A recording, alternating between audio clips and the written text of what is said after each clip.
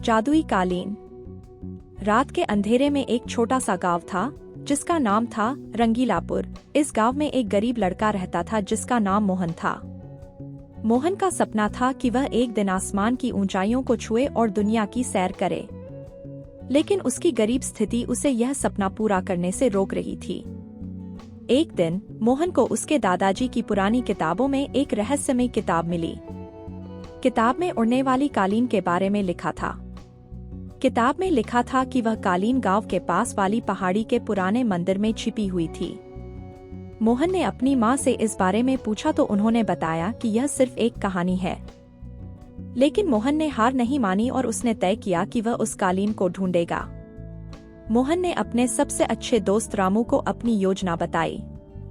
रामू ने भी इस रोमांचक सफर में मोहन का साथ देने का वादा किया। दोनों दोस्तों ने अगले ही दिन पहाड़ी की ओर रुख किया। पहाड़ी पर चढ़ते चढ़ते वे मंदिर तक पहुंचे। मंदिर की हालत जर्जर थी, लेकिन दोनों ने साहस नहीं छोड़ा। मंदिर के अंदर दाखिल होते ही एक अजीब सी रोशनी ने उन्हें घेर लिया। उस रोशनी में एक पुरानी सी कालीन लटकी हुई थी। मोहन और रामू ने जैसे ही कालीन को छुआ, वह अचानक हवा में उड़ने लगी। दोनों दोस्त कालीन पर बैठ गए और देखते ही देखते कालीन उन्हें आसमान की ऊंचाइयों पर ले गई। उड़ती कालीन उन्हें एक अद्भुत दुनिया में ले गई जहां सब कुछ जादुई था। वहां के पेड़, पौधे और जानवर सब बातें कर सकते थे। वहां की रानी, जिनका नाम सुष्मिता था, ने मोहन और रामू का स्वागत किया। रानी ने बताया कि यह कालीन एक अद्भुत शक्ति रखती है जो केवल सच्चे और नेक दिल वालों के ही काम आती है। मोहन और रामू ने अपने नेक दिल और साहस के कारण इस कालीन को पाया था। लेकिन इस जादुई दुनिया में सब कुछ अच्छा नहीं था। वहां का एक दुष्ट जादूगर, जिसका नाम रंगीला था, इस कालीन को पाना चाहता था। वह कालीन की शक्तियों का गलत उपयोग करना चाहता था।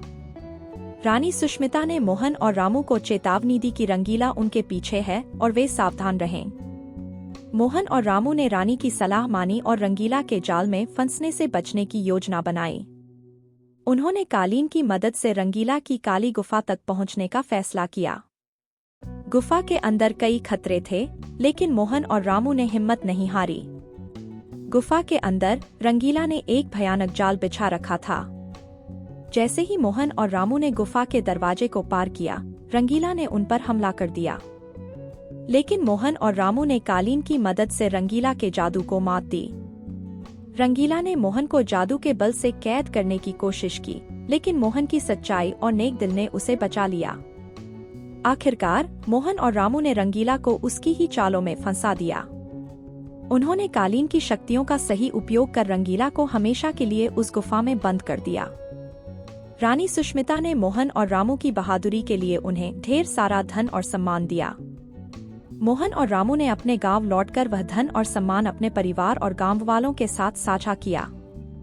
रंगीलापुर अब एक खुशहाल गांव बन गया और मोहन का सपना भी पूरा हो गया। इस अद्भुत सफर ने मोहन को सिखाया कि सच्चाई और नेक दिल से हर मुश्किल को पार किया जा सकता है। उड़ती कालीन की रहस्यमय दुनिया ने उसे और रामू को जीवन का सबसे बड़ा सबक दिया।